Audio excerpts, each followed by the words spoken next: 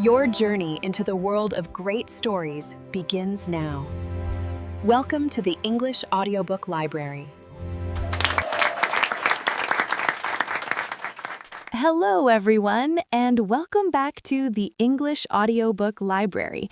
I am Molika, and sitting across from me, looking very healthy and hydrated today, is Smith. Hello, Smith. Hello, Molika. I am trying my best. I have my water bottle right here. I'm trying to be a good example for today's topic. You are doing a great job, because today we are doing a massive deep dive into one of the most important topics in any language, health. It is huge. It's actually the number one thing people talk about, besides maybe the weather. How are you? I have a headache. My back hurts. It's universal. Exactly. But in a second language, it can be really scary. If you are sick in a foreign country and you don't know the words to tell the doctor what is wrong, that is a nightmare. It is terrifying. You point at your stomach and make groaning noises. It's not effective communication. No, it's not. So today, we are going to cover everything. We will talk about describing symptoms, visiting the doctor, mental health, healthy habits, and even some funny health idioms. It's a full medical checkup for your English. I love that. So, Smith, let's start with the most basic question. How are you? This is a tricky one, because in English, if a cashier asks, "How are you?" they don't actually want to know about your back pain. Right, it's a greeting, not a medical question. You just say, "Good, thanks." But if a friend asks, "How are you?" and you actually feel terrible, how do you say that without sounding too dramatic? You can say, "I'm feeling a bit under the weather." Under the weather, that is a classic idiom. It just means I'm not 100%, maybe a little cold, maybe just tired. Or you can say, "I think I'm coming down with something." Ooh, that is a good phrasal verb, coming down with. It means the sickness is starting. You aren't sick yet, but you feel that scratch in your throat. The pre-sickness. That is the worst part. You know it's coming.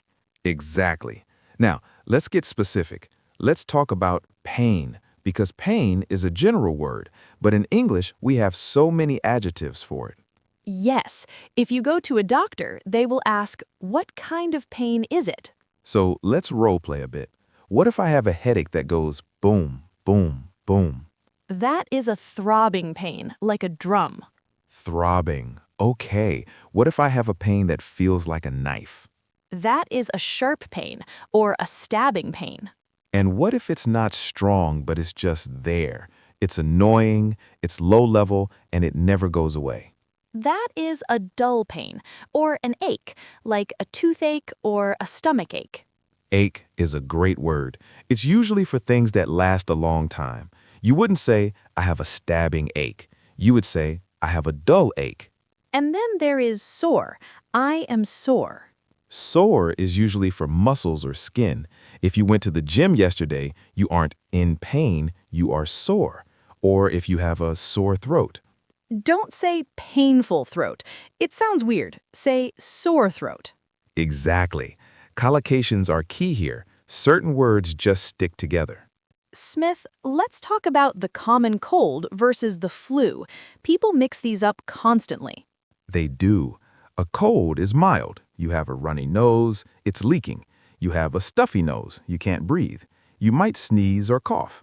But you can still go to work, usually. You're just annoying to everyone else. Yes, you are the office spreader. But the flu, influenza, is different. The flu hits you like a truck. You have a fever. A fever means high temperature. You're burning up. You have chills, you're shivering, and your whole body aches. If you have the flu, you're not going to work. You're in bed for 3 days. And then there are allergies, hay fever. Ah, the spring nightmare. Itchy eyes, sneezing, but no fever. That's the difference. Let's move to the doctor's office. This is high stress for learners. What are the key words here? First, you need to make an appointment. You usually can't just walk in, unless it's the ER or emergency room or urgent care. Urgent care is a great option in many countries. It's for, I cut my finger, but not, I am dying. Exactly. So you see the doctor, they ask for your symptoms, then they give you a diagnosis. Diagnosis is the name of the problem. You have bronchitis. And then, the best part, the prescription. The magic paper, or the digital note now.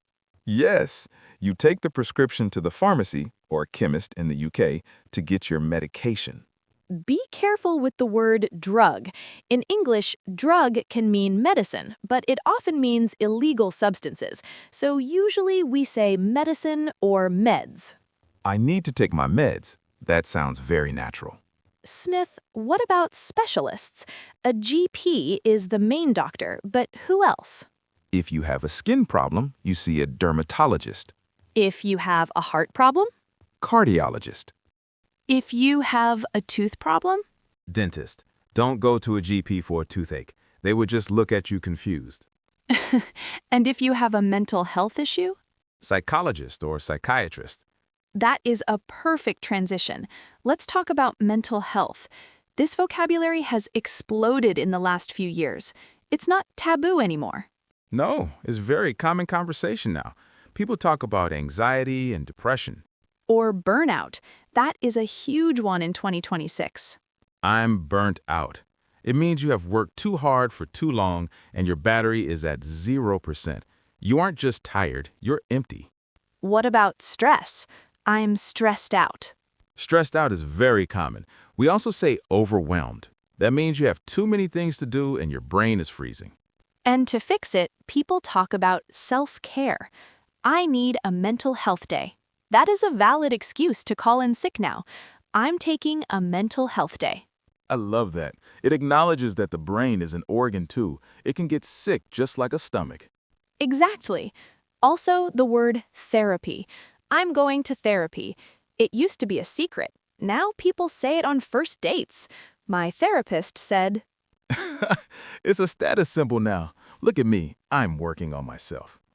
Let's pivot to lifestyle, because health isn't just fixing sickness, it's preventing it. Let's talk about diet. oh, the endless topic. I'm on a diet. Be careful with the word diet. It has two meanings. It can mean the food I eat generally, my diet is healthy, or it can mean a restrictive plan to lose weight. I'm on a diet. Right. I'm watching what I eat. That is a softer way to say it. Or cutting down on. I'm cutting down on sugar. I'm cutting down on carbs. And then there are the specific diets. Vegan, no animal products. Vegetarian, no meat. Keto, no carbs. Intermittent fasting, no eating for 16 hours. Intermittent fasting is huge right now. People say, I'm in my fasting window. It sounds very serious. Don't talk to me, I'm in my fasting window. And we have to talk about processed food versus whole food. Processed food is anything in a package with 50 ingredients. Whole food is an apple, a potato. If it grew from the ground or had a mother, it's whole food. If it was made in a factory, it's processed. Simple rule. What about exercise? Working out. I'm going to the gym. I'm going for a run. But we also have sedentary lifestyle. The couch potato. Yes, sitting at a desk all day. This is the new smoking, apparently. So people try to get their steps in. I need to hit my 10,000 steps. Everyone is walking in circles around their living room at 10 p.m. to get their steps. We also talk about cardio, heart, versus strength training, muscles. I'm lifting weights. I'm doing Pilates. I'm doing yoga. And the feeling after exercise? Endorphins, the happy chemical. The runner's high. Smith, I want to ask about alternative medicine. Acupuncture, herbal tea, meditation. We call this holistic health, looking at the whole body, not just the symptoms. Natural remedies, like ginger for a stomachache. Or honey for a sore throat. These are very popular. Some people are skeptical, but others swear by them. Swear by it. That means they trust it 100%. I swear by ginger tea. That is a great phrase for our listeners. I swear by this. Let's do a fun section on idioms. English has so many weird health idioms. Let's do it. What about fit as a fiddle? That means you are in perfect health. My grandpa is 90, but he is fit as a fiddle. Why a fiddle? I don't know. Fiddles are fragile, but it sounds nice. What about kick the bucket? That means to die. It's very informal. Don't say it at a funeral. I'm sorry your dad kicked the bucket. No, no, no. Please don't do that. Say passed away. But you can use kick the bucket for jokes or movies. What about back on my feet? That means you recovered. I was sick for a week, but now I'm back on my feet. Or a clean bill of health? That means the doctor checked you and found 0 problems. I got a clean bill of health. Here's a funny one. Laughter is the best medicine. Ideally, medicine is the best medicine. But laughter helps. Yes, if you have a broken leg, please get a cast, not a joke book. But for stress, laughter is good. Smith, I want to talk about sleep because sleep is the foundation of health. We are obsessed with sleep now. Sleep hygiene. What is sleep hygiene? Brushing your bed? No, it means your habits. No screens before bed, a dark room, a cold room. If you sleep well, you slept like a log or slept like a baby. If you sleep badly, you tossed and turned. Or you suffer from insomnia. I think half the world has insomnia in 2026. We are too stimulated. So, Smith, let's wrap up with some advice for our listeners. If they want to talk about health in English, what is the most important thing? The most important thing is, don't be embarrassed. Bodies are weird. Everyone has a body. Everyone gets sick. If you need to describe a bathroom problem to a doctor, just say it. Use the simple words if you don't know the fancy ones. My stomach is loose works if you don't know diarrhea. Exactly. Communication is about being understood.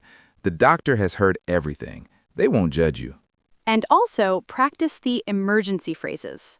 Yes, I need an ambulance. I am allergic to. Where's the hospital? Memorize those. Write them on a card in your wallet. You hope you never need them, but if you do, your brain might freeze. That is a life-saving tip.